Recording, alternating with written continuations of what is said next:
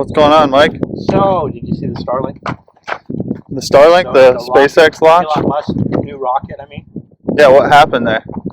It blew up. Did you watch it? I only saw a little highlight clip. What? It's pretty damn successful. It went 22 kilometers in space. You know, that's what those other rockets, the other two, tried to do. That's about as far as they got. And then they floated for a while. But it went 22 kilometers in space. And it had two pictures that they were showing. And it had some interesting stuff about it, which is kind of cool. Is the pictures they were showing on the inside of the part that's going to end up going to the moon and Mars, it wouldn't light.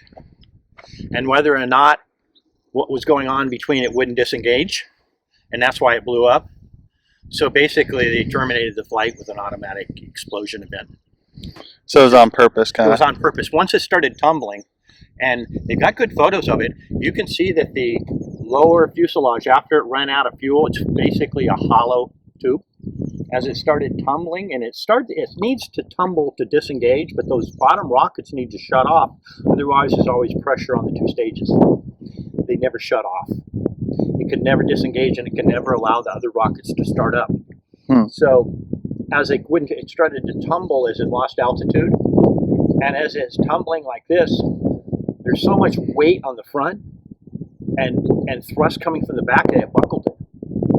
The whole thing went like that, which is like, wow, think of those forces that are on.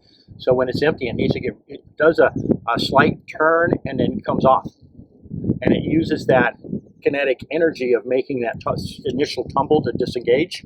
But when it's doing it, it needs to shut the motors off and start the other motors. And the videos they showed, it never did it.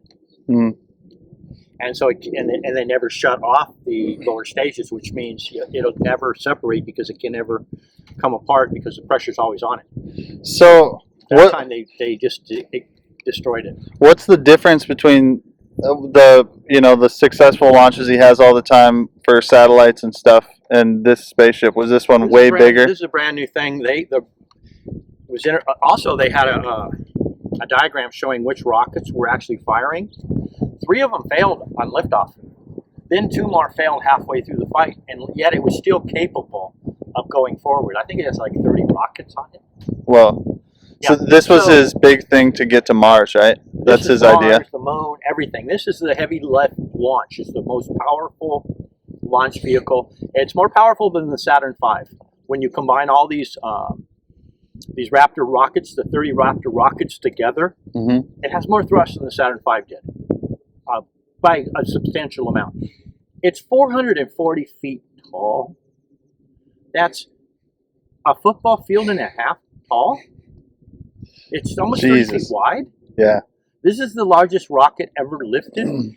To get off the launching pad, to get into space, 22 kilometers, phenomenal achievement. Now it's just part of the separation issues and stuff. This is a brand new thing. NASA blew up so many things on the launch pad.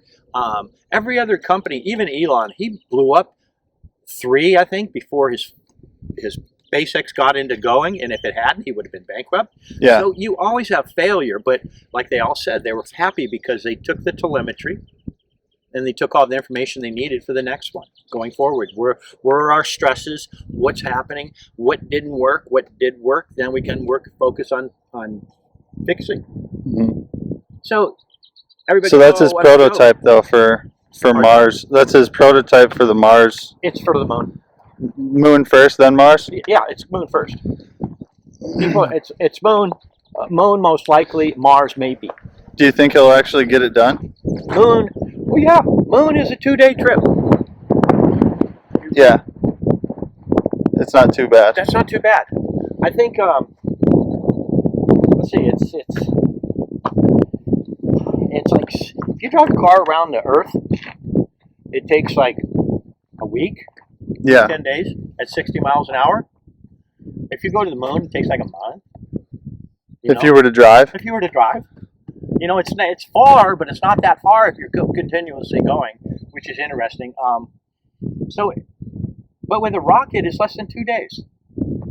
You know, because you're going pretty fucking fast, and you have to slow yourself down, obviously. And they use when they don't, you know, turn on the brakes. They use the moon, and they come in at an angle on the moon, and it pulls them in, and they decrease their speed, but they keep it far enough so it keeps pulling them around the moon and around the moon and around the moon, so they don't have to use any fuel. Otherwise, you have to turn that thing around, turn it around, and then slow it down. You're using a lot of fuel you need for landing. Okay. So yeah, they have a lot of. They got to do that. They've got to develop a way to live on the moon, and most likely with Elon, you're going to be, like I said, we're going to be digging fucking tunnels.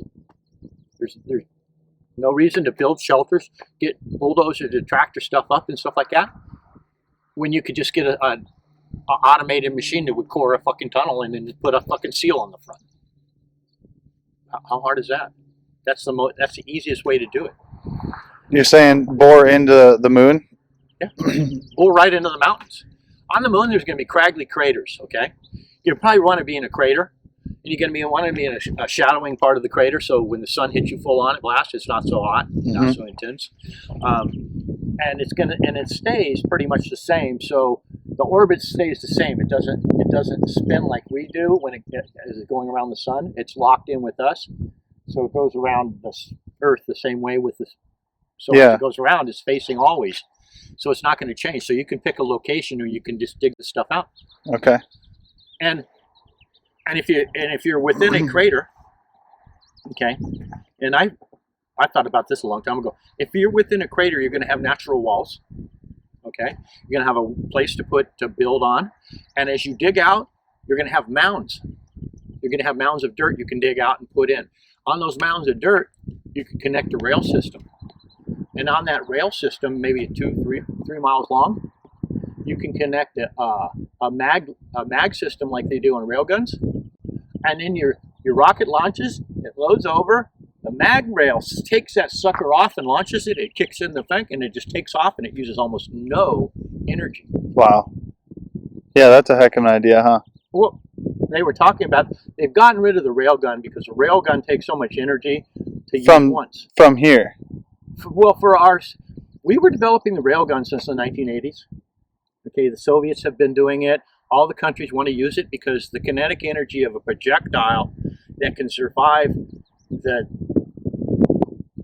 200 G's of force going forward. Not many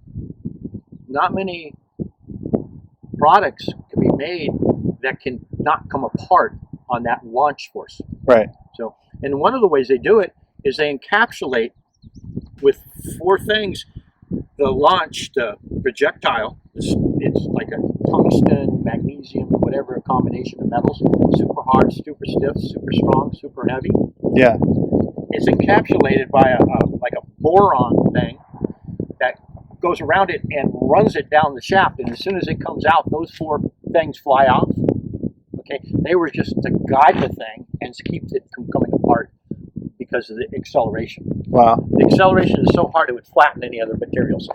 If they didn't have that, it would flatten the projectile. So with this stuff, it forces it in and it keeps the projectile straight. So when it comes out of and a railgun's probably 150, 200 feet long, but it's coming out at 10 times the speed of sound. Wow. And it has no, at first they wanted them to have explosive tips, but then they found out the kinetic energy, just like when your AR-15s and stuff like that, they have a little 22.2 round on it, but it's the kinetic energy, the speed that they're traveling that does the damage. Where an AK-47 has a much larger bullet, but it's not going as fast. So it has knockdown speed, but it doesn't have penetration speed. I see, yeah. So with the kinetic energy of those things, when it hits something, it creates craters. So everything is exploded.